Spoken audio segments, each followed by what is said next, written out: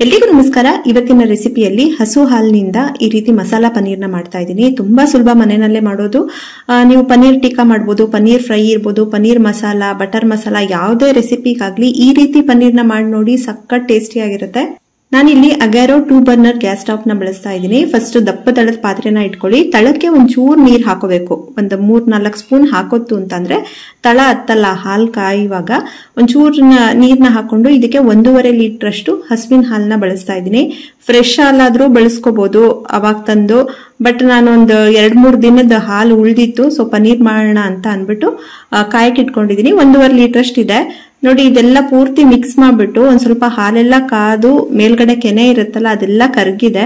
So ಇವಾಗ ಇದಕ್ಕೆ spices ನ ಆಡ್ ಮಾಡ್ಕೋಬೇಕು. ನಾನು ಇಲ್ಲಿ ಚಿಲ್ಲಿ ಫ್ಲೇಕ್ಸ್, ರುಚಿಗೆ ತಕ್ಕಷ್ಟು ಉಪ್ಪು, ಪನ್ನೀರ್ ಟೇಸ್ಟ್ ಎಷ್ಟು ಬೇಕೋ ಅಷ್ಟು ಹಾಕೊಳ್ಳಿ. 1 ಸ್ಪೂನ್ ಚಿಲ್ಲಿ ಫ್ಲೇಕ್ಸ್, ಹಾಗೆ 1/4 ಟೀ ಸ್ಪೂನ್ ಕಾಳು ಮೆಣಸಿನ ಪುಡಿ, 1/4 ಟೀ ಸ್ಪೂನ್ ಅಷ್ಟು ಜೀರಿಗೆ ಪುಡಿ. ಒಳ್ಳೆ ಟೇಸ್ಟ್ ಕೊಡುತ್ತೆ. ಇದಿಷ್ಟನ್ನು ಹಾಲು ಕಾದ್ಮೇಲೆ ಹಾಕೋಬೇಕು. ಅಂದ್ರೆ ಒಂದ್ ಸ್ವಲ್ಪ ಕೆನೆ ಎಲ್ಲ ಕರ್ಗಿರುತ್ತಲ್ವಾ, ಆ ಕೆನೆ ಎಲ್ಲ ಕರ್ಗದ್ಮೇಲೆ ಹಾಕೊಳ್ಳಿ, ಇಲ್ಲಾಂದ್ರೆ ಕೆನೆ ಮೇಲೆ ನಿಂತ್ಕೊಂಡ್ಬಿಡುತ್ತೆ ಇದೆಲ್ಲ.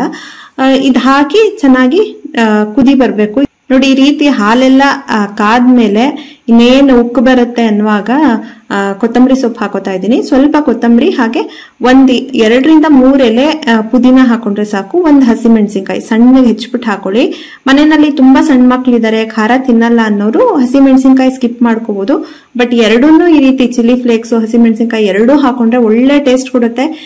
ಪನ್ನೀರ್ ಲೈಟ್ ಆಗಿ ಫ್ರೈ ಮಾಡ್ಕೊಂಡು ತಿಂದ್ರು ಆಯ್ತು, ಅಷ್ಟು ರುಚಿ ಕೊಡುತ್ತೆ. ಇದನ್ನೇನು ಉಕ್ಕು ಬರುತ್ತೆ ಅನ್ನುವಾಗ ಹಾಕಿ ಒಂಚೂರು ಲೈಟ್ ಆಗಿ ಕುದಿ ಬರುತ್ತಲ್ಲ ಅವಾಗೇನೆ ನಿಂಬೆಹಣ್ಣು ಹಾಕೋಬೇಕು. ದೊಡ್ಡದೊಂದು ನಿಂಬೆಹಣ್ಣು ತಗೊಂಡಿದೀನಿ, ಅದ್ರಲ್ಲೂ 1/4 ಭಾಗದಷ್ಟು ಬಳಸಿದೀನಿ ಅಷ್ಟೇನೆ. 1 ನಿಂಬೆಹಣ್ಣು ಬೇಕಾಗಿಲ್ಲ. ಪೂರ್ತಿ ಒಂದೇ ಸಲ ಅಷ್ಟನ್ನು ಹಾಕ್ಬಾರ್ದು ನೋಡಿ. ಒಂದ್ಸಲ ಹಿಂಡ್ಬಿಟ್ಟು ಇದನ್ನೆಲ್ಲ ಮಿಕ್ಸ್ ಮಾಡ್ಕೊಂಡಿದೀನಿ. ಜಸ್ಟ್ ಇನ್ನೊಂದು ಫ್ಯೂ ಡ್ರಾಪ್ಸ್ ಆದ್ರೆ ಸಾಕು, ಹಾಲು ಒಡಿಯತ್ತೆ. ಒಂದು 3-4 ಹನಿ ಹಾಕೊಂಡಿದೀನಿ 2ನೇ ಸಲ ಅಷ್ಟೇ. ಅಷ್ಟರಲ್ಲೇ ಹಾಲು ಒಡಿದೋಯ್ತು. ಇದು ಪೂರ್ತಿ ತಿರುಗಿಸ್ತಾ ಇರ್ಬೇಕು, ಸುಮ್ನೆ ಹಾಕ್ತಾನೆ ಇರ್ಬೇಡಿ ಹಾಲು ಒಡ್ದಿಲ್ಲ ಅಂತ. ಹಿಂಗ್ ತಿರುಗಿಸ್ತಾ ಲೈಟ್ ಆಗಿ ಸಣ್ಣ ಉರಿನಲ್ಲೇ ಮಾಡಿದ್ರೆ ಸಾಕು, ಹಾಲು ಒಡೆದಿರುತ್ತೆ ನೋಡಿ. ಅರ್ಧದಷ್ಟೇ ನಾನು ಅರ್ಧ ಪೂರ್ತಿ ಉಪಯೋಗಿಸಿದೀನಿ. ಇದ್ರಲ್ಲಿ ಒಂದು 4 ಹನಿ ಹಾಕಿದೀನಿ ಅಷ್ಟೇನೆ. 2 ತಗೊಂಡಿದ್ದೆ ನೋಡಿ. ಈ ತರ ತೆಳುವ ಪೂರ್ತಿ ನೀರ್ ಬಿಡ್ಬೇಕು, ಅಲ್ಲಿವರೆಗೂ ಸಣ್ಣ ಉರಿನಲ್ಲೇ ಮಿಕ್ಸ್ ಮಾಡ್ಕೊಳ್ಳಿ. ಜಸ್ಟ್ ಒಂದ್ ಅರ್ಧ ನಿಮಿಷನೂ ಇಲ್ಲ, ಅಷ್ಟು ಬೇಗ ಬರುತ್ತೆ ನೋಡಿ. ಇದಾದ್ಮೇಲೆ ಗ್ಯಾಸ್ ನ ಆಫ್ ಮಾಡ್ಬಿಟ್ಟು ಒಂದ್ ಸ್ಟ್ರೈನರ್, ಒಂದು ಮಲ್ಬಟ್ಟೆ ಇರುತ್ತಲ್ಲ, ಬಿಳಿ ಬಟ್ಟೆ ಮಲ್ಬಟ್ಟೆಗೆ ಈ ತರ ಶೋಧಿಸ್ಕೋಬೇಕು.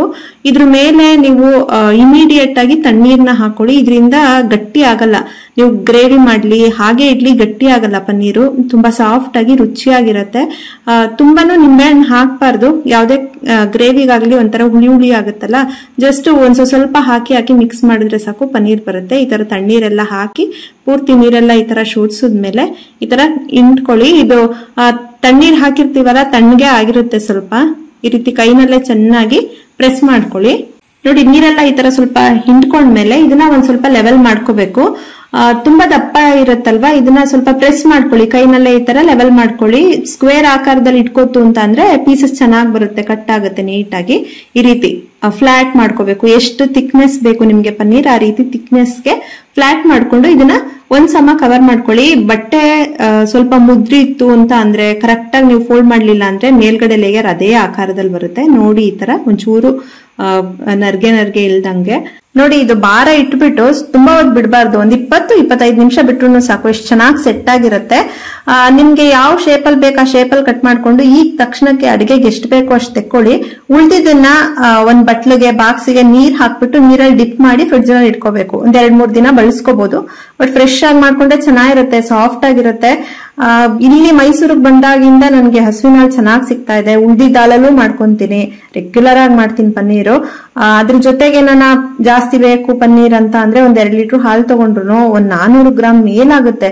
ಇದು ನೋಡಿ 350 ಗ್ರಾಮ್ ಮೇಲಿದೆ ಅಲ್ವಾ. ನೀವು ಹೊರ್ಗಡೆ ತಂದ್ರೆ ಎಷ್ಟು ಕಾಸ್ಟ್ಲಿ ಇರುತ್ತೆ ಪನ್ನೀರು.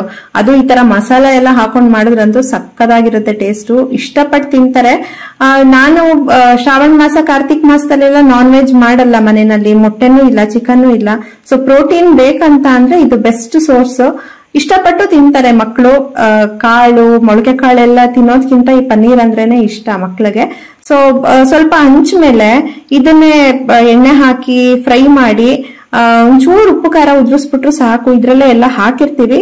ಲೈಟ್ ಆಗಿ ಉಪ್ಪು ಖಾರ ಉದ್ರಿಸಿ ಫ್ರೈ ಮಾಡಿದ್ರೆ ಕ್ರಿಸ್ಪಿಯಾಗಿ ಸಕ್ಕದಾಗಿರುತ್ತೆ. ಚಿತ್ರಾನ್ನನೋ ಬಾತೋ ಏನೋ ಒಂದು ಮಾಡುವಾಗ ಸೈಡ್ ಡಿಶ್ ಆಗಿ ನೀವು ಇದನ್ನ ಬಾಕ್ಸ್ ಗೆ ಕೊಡ್ಬೋದು. ಸಾಯಂಕಾಲ ಸ್ಕೂಲಿಂದ ಬಂದಾಗ ಮಕ್ಳಿಗೆ ಇದು ಮಾಡ್ಕೊಡ್ಬೋದು, ಇಷ್ಟಪಟ್ಟು ತಿಂತಾರೆ.